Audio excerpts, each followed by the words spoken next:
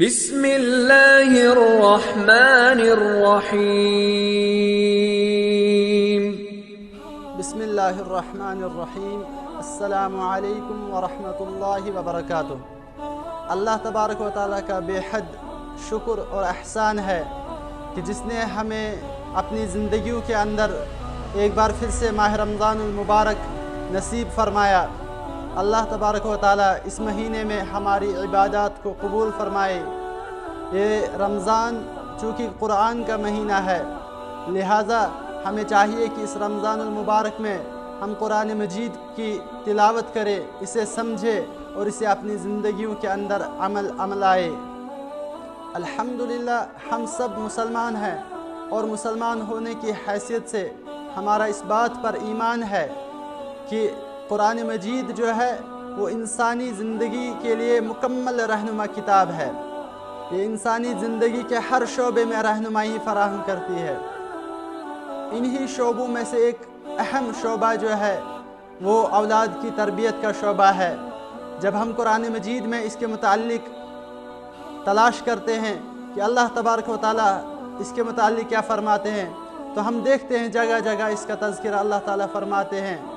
سورہ بقرہ کی آیت نمبر 133 میں اللہ تبارک و تعالیٰ ارشاد فرماتے ہیں، بسم اللہ الرحمن الرحیم، ام کنتم شہداء اذ حضر یعقوب الموت اذ قال لبنیہ ما تعبدون من بعدی۔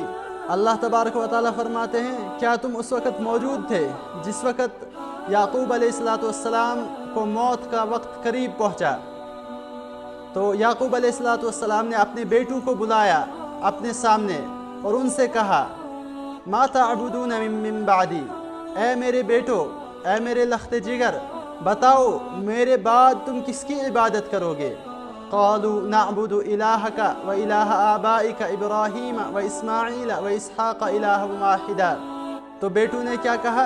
اے ہمارے ابا جان، ہم اسی رب کی عبادت کریں گے جو آپ کا رب ہے، جو آپ کے آباء و اجداد کا رب ہے، ابراہیم اور اسحاق اور اسماعیل علیہ السلام کا رب ہے، الہ واحدہ، اور وہ ایک ہی رب ہے، ایک ہی معبود ہے، ہم اسی کی عبادت کریں گے۔ وَنَحْنُ لَهُ مُسْلِمُونَ، اور اسی کے سامنے ہم سر خم تسلیم کریں گے۔ اب اس آیت میں ہمارے لیے کیا پیغام ہے، کیا میسیج ہے؟ جب ہم اس آیت میں غور کریں گے تو ہمیں پتہ چلتا ہے کہ یعقوب علیہ السلام جو اپنے بیٹوں کو نصیحت کرتے ہیں، یہ موت کے وقت کیوں کرتے ہیں؟ چونکہ جب ہم غور کریں گے تو پتہ چلتا ہے کہ موت کے وقت انسان جو وصیت اپنی اولاد کو کرتا ہے تو اولاد اسے مضبوطی کے ساتھ پکڑتی ہے، اس وصیت کا خیال رکھتی ہے، اس وصیت پر پابند ہوتی ہے۔ اسی لیے یعقوب علیہ السلام اپنے بیٹوں کو انتقال کے وقت سب سے پہلی چیز جو ہے توحید کی یاد دہانی کراتے ہیں کہ اے میرے بیٹو، کبھی اللہ کو چھوڑ کر کسی اور کی عبادت نہ کرنا۔ کس کی عبادت کرو گے؟ صرف اللہ کی عبادت۔ اور جگہ جگہ جب ہم قرآن مجید میں دیکھتے ہیں تو ہم دیکھتے ہیں کہ ابراہیم علیہ السلام وہ بھی اپنے بیٹوں کو نصیحت کرتے ہیں، وَوَصَّى بِهَا إِبْرَاهِيمُ بَنِيهِ وَيَعْقُوبُ يَا بَنِيَّ إِنَّ اللَّهَ اصْطَفَى لَكُمُ الدِّينَ فَلَا تَمُوتُنَّ إِلَّا وَأَنْتُمْ مُسْلِمُونَ۔ ابراہیم علیہ السلام بھی اپنے بیٹوں سے کہتے ہیں کہ اے میرے بیٹو، اللہ نے تمہارے لیے دین اسلام کو چن لیا ہے، انتخاب کیا ہے اس دین کا، لہٰذا مرتے دم تک تم اسی دین پر قائم رہنا۔ اسی طرح سے سورہ مریم میں ہم جب دیکھتے ہیں وہاں بھی ہمیں اس کی مثال ملتی ہے کہ جب زکریا علیہ السلام اپنے رب سے بڑھاپے کی عمر میں دعا مانگتے ہیں اولاد کے لیے، تو کس لیے مانگتے ہیں؟ کہتے ہیں کہ یرثنی و یرث من آل یعقوب، کہ وہ میرا وارث بنے گا اور آل یعقوب کا وارث بنے گا، وجعلہ رب رضیہ، اور اسے اپنا پسندیدہ بندہ بنانا، یعنی میرے بعد خاندانی یعقوب کا دینی ذمہ دار بنے گا۔ یعنی زکریا علیہ السلام کو کس چیز کی فکر تھی؟ انہیں اس لیے اولاد نہیں چاہیے تھا کہ ان کی کوئی جائیداد تھی یا ان کا بینک بیلنس تھا، اس وجہ سے نہیں، بلکہ انہوں نے اولاد اس لیے مانگی تاکہ وہ آل یعقوب میں، بنی اسرائیل میں دین اسلام کا کام کر سکے اور اس دین کی وراثت کو آگے پہنچا سکے۔ اور اسی طرح سے دوسری جگہ جب ہم سورہ لقمان میں پڑھتے ہیں تو وہاں بھی لقمان अपने बेटे को नसीहत करता है, या बुनैया ला तुशरिक बिल्लाह, सबसे पहली नसीहत यही करता है, ऐ मेरे बेटे कभी अल्लाह के साथ किसी को शरीक न ठहराना। इन्न शिर्क लजुल्मुन अज़ीम, बेशक शिर्क जो है ये जुल्म अज़ीम है। लिहाजा इन तमाम मिसालों से हमें ये पैगाम मिलता है कि एक वालिदैन किस तरह के होने चाहिए।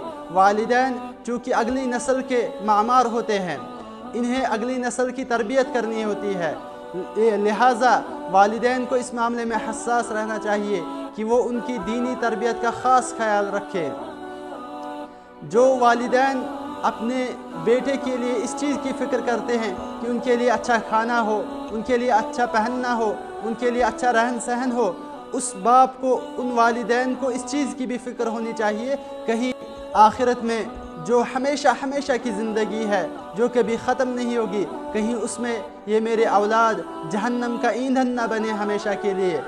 दुनिया में तो हम उनके लिए गर्मी कुछ वक्त के लिए भी बर्दाश्त नहीं कर सकते, लेकिन आखिरत की जो गर्मी होगी, अज़ाब जो होगा आखिरत का, वह हमेशा हमेशा के लिए होगा। लिहाजा उससे अपने बेटों को बचाए। सईद मौदूदी अलैहिर्रहमा फरमाते हैं कि जिन बच्चों के लिए आपको खाने पीने की फ़िक्र है, पहनने की फ़िक्र है, उनके लिए आपको सबसे ज़्यादा फ़िक्र ये लाहिक होनी चाहिए कि कहीं वो कल जहन्नम का ईंधन न बन जाए। और कुरान मजीद भी हमें इस बात की तरगीब देता है, या अय्युहल्लज़ीना आमनू क़ू अनफुसकुम व अहलीकुम नारा, ऐ ईमान वालो अपने आप को बचाओ और अपने अहलो अयाल को जहन्नम की आग से बचाओ। वक़ूदुहन्नास वल हिजारा, कैसी आग है वो, जिसका ईंधन इंसान है और पत्थर है, इतनी ख़तरनाक आग है। ये तो कुरान मजीद। अब हम सुन्नत रसूल सल्लल्लाहु अलैहि वसल्लम में जब देखें तो वहाँ भी हमें इसकी मिसालें मिलती है बार बार रसूलुल्लाह सल्लल्लाहु अलैहि वसल्लम से। एक बार हज़रत इब्न अब्बास रज़ियल्लाहु ताला अन्हु से फरमाया, या गुलाम इन्नी उअल्लिमुका कलिमातिन इहफ़ज़िल्लाह यहफ़ज़ुक, ऐ बेटे मैं तुम्हें कुछ कलिमात सिखाऊंगा, कुछ बातें सिखाऊंगा। और दूसरे मौके पर हज़रत इब्न उमर रज़ियल्लाहु ताला अन्हु से फरमाते हैं कि इब्न उमर फरमाते हैं कि रसूलुल्लाह सल्लल्लाहु अलैहि वसल्लम ने मेरे कांधों को पकड़ा और फिर फरमाया, कुन फिद दुनिया कअन्नका गरीबुन अव आबिरु सबील, ऐ बेटे दुनिया में इस तरह से रहो जैसे कि अजनबी होता है या कोई राह गुज़र मुसाफिर, उस तरह से इस दुनिया में ज़िंदगी गुजारो।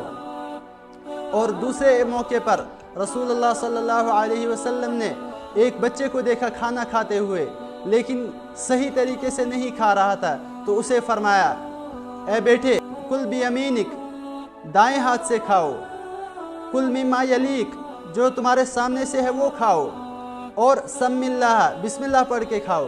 तो ये रसूलुल्लाह सल्लल्लाहु अलैहि वसल्लम की तालीम थी कि किस तरह से हर वक्त उन्हें ये ख्याल था कि नई नस्ल जो है उन तक दीन सही अंदाज में और सही मानों में पहुँचाना और उन्हें दीन का शऊर देना। लिहाजा हमें इस मामले में फ़िक्रमंद होना चाहिए कि हम अपनी औलाद को किसके रहम करम पे छोड़ रहे हैं, उन्हें कौन सी तरबियत दे रहे हैं। अल्लाह तबारक व तआला अमल की तौफ़ीक़ अता फ़रमाए। व आखिरु दावाना अनिल हम्दुलिल्लाहि रब्बिल आलमीन।